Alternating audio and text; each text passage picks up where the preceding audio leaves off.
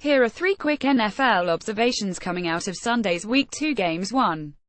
Will Sean Payton pull a Marvin Lewis? On Friday morning, hours after a terrible Thursday night loss to the Houston Texans, Cincinnati Bengals head coach Marvin Lewis fired defensive coordinator Ken Zampese. The two had worked together since 2003, which was Carson Palmer's rookie season. For perspective, no matter, Zampese was canned after the Bengals failed to score a touchdown in either of the team's home losses. On Sunday, the Saints were positively miserable defensively. Pick a stat, have a stat, but may we suggest starting with a pass defense. Through 2 games, the Saints have allowed the Minnesota Vikings and New England Patriots to complete a combined 57 of 71 passes, that's 80.3%, kids, and allow an abominable 11.2 yards per pass play. One especially sore area: third downs. The Saints have allowed those teams to convert 15 of 26, which is a big reason why they're 0-2. Would Payton consider canning defensive coordinator Dennis Allen on Monday? Look, we think this type of approach is rash and foolish, but desperate coaches do desperate things. If you think about it, Lewis and Payton are in similar spots, in need of must-win seasons. Payton, you might recall, was rumored to be the subject of trade talk this winter before that eventually was put to rest. But the heat has been turned up considerably since then. Payton and Allen have worked together for years now, from 2006 to 2010, and again since 2015. Allen took over for Rob Ryan, who was Payton's defensive coordinator scapegoat 2 years ago. Could Payton sacrifice another coach with his own job on the line? Perhaps. But what is Allen to do? We didn't love asking rookie linebacker Alex Anzalone to cover Rex Burkhead and Rob Gronkowski on their touchdowns. And who knows what the plan was with safety Kenny Vaccaro, mentioned in trade rumors last week, coincidentally, who left the game healthy for a few series before returning.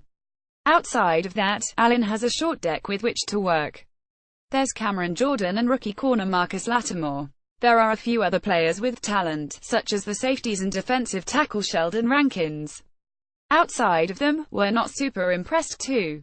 Jay Cutler wasn't that bad, you guys. Admittedly, there was an "are you sure you know what you're doing here" feeling in the pit of my stomach when the Miami Dolphins and head coach Adam Gase immediately went for Cutler as the solution for replacing an injured Ryan Tannehill in August. But as time has gone on, I've slowly embraced the move, knowing that Cutler knows the system, has the arm talent, and likely wouldn't feel much pressure into stepping into such a crazy situation. Sunday's Dolphins win over the Los Angeles Chargers was a wild one. It was the first game of the season, the first of all, with Week 1 wiped out by Hurricane Irma. That forced the Dolphins to go west for the week, and the game was played in a stadium you'd expect to see lacrosse or field hockey in, not NFL football. The fans, many of them, pulled for the Dolphins. And what a bizarre one they caught in Week 2. Linebacker Lawrence Timmons, one of Miami's supposed defensive leaders, was AWOL. We still don't know the whole story, but the rumors are interesting. Gase spoon-fed Cutler early, asking him to throw dump-offs some shallow crosses, mostly. He was accurate early, fine really, but nothing special. His end-or-half Hail Mary attempt was a good 11 yards out of bounds. Cutler always did have a way of making us laugh. App photo mark J. Terrell, but then the second half opened up, and so did the offense. Cutler threw for 155 yards and led 4 strong scoring drives. The final one came with 1 minute, 10 seconds left. The Dolphins' defense, totally gassed, would have blown the game, but, well, it was the Chargers. Young Hoku missed the game-winning field goal try at the end. Cutler finished a strong 24 of 33 for 230 yards, with 1 TD pass, no turnovers and 2 sacks despite a lot of hits. He'll be sore on Monday, and he has 15 more games in the next 15 weeks. The schedule gets brutal in the second half. But Cutler played well against a good pass rush and at least gave us the idea he might be, well, pretty decent this season. Until, you know, he does something Cutlery, which will happen. But until then, consider us mildly impressed. 3. Steelers lucky, but also good. You play the hand you're dealt, as they say, and boy did the Pittsburgh Steelers draw a pretty little full house. After facing Cleveland Browns rookie QB DeShone Kizer in Week 1, they had luck fall their way in Week 2. Minnesota Vikings QB Sam Bradford, who was so terrific in Week 1, couldn't go because of a knee injury. Backup Case Keenum stepped in, but was not too good in the Steelers' 269 victory. That means they will have faced Kaiser and Keenum the first 2 games, and likely Mike Glennon Chicago Bears, Joe Flacco Baltimore Ravens and Blake Bortles Jacksonville Jaguars in the next 3 games. There's a possibility that the Bears or Jaguars make a QB switch, but it appears unlikely that the Steelers would see Bears rookie Mitch Trubisky at Soldier Field on Sunday.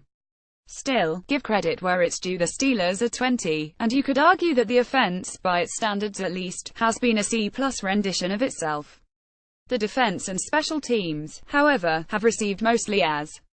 Coming into the season, if you had said that the Steelers could hold their first 2 opponents to 27 points in 8 quarters, it would have been considered a big success. They sacked Kaiser 7 times in Week 1. They held the Vikings to 4.0 yards per play on Sunday. Cameron Hayward played an incredible game, and Bud Dupree returned in fine form as well. The only potential bad news is that TJ Watt, who had looked terrific, might miss some time because of injury. The Steelers haven't trailed through 2 games, and that's with the offense playing okay, but hardly great. They at least dialed up a few deep shots, and even the ones that didn't connect seem to have an effect, including a few pass interference calls. Le'Veon Bell might have had the quietest 31-touch game he's had in forever, but the good news is that he showed he can handle the workload only 16 days after reporting to the team. We need to mention the play on special teams. Taylor Matakevich blocked a field goal that turned into a touchdown last week, and on Sunday he snuffed out a Vikings fake field goal for a big stop. He's an early candidate for Pro Bowl special teamer. The Steelers head to Chicago in great shape, mostly. The Bears were asleep offensively the first 3 quarters in both games, scoring a combined 10 points prior to the 4th. There is zero chance that they can keep pace with this Steelers team offensively, and the Steelers defense looks like it could keep Glennon and co. down, handily. Granted, the latter season schedule gets very tough, but it has laid out beautifully for a defense that badly needed a strong start to keep the doubters at bay. If this development continues, the Steelers could have a Super Bowl caliber formula once Ben Roethlisberger, Antonio Brown, Bell and Martavis Bryant really get going, as we expect them to. Eric Edholm is an NFL writer for Pro Football Weekly. More NFL coverage.